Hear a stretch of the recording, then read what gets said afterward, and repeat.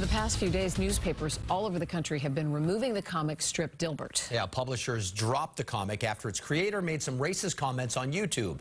But one local newspaper is going a step further, as WBZ's political analyst John Keller shows us.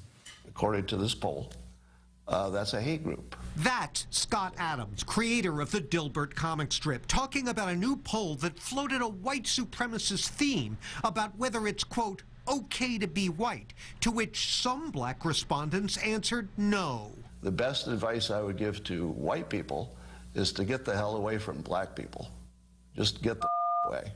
That segregationist rhetoric got Adams fired by his syndicator, his book publisher, and hundreds of newspapers, including the Boston Globe. The things he said are pretty textbook examples of racism. For Craig Borges, executive editor of the Attleboro Sun-Chronicle, dumping Dilbert was an easy call. This is free speech at work. You know, he had his free speech, and I chose to exercise mine, and if he wants to start his own newspaper, he certainly can. And I'm not going to, you know, support a racist. Adams is now busy appearing on conservative media to claim victimhood, a popular concept at the right-wing firm that conducted the poll. White adults are much more likely to say it's okay to be white, which I think is very telling considering how much effort has been put into convincing white Americans that it isn't okay. For the next month, Borges and his paper will be using the empty Dilbert space to make a counter-argument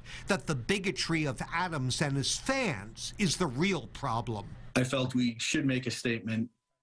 I'm leaving the blank. I decided to leave the blank for the entire month. And in it, you know, we have, this is a reminder of how racism has pervaded our society.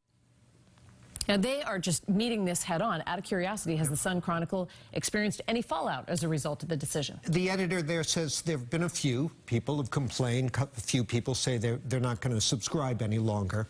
But, you know, I think he's really onto something with their approach to this, to try to sort of educate people.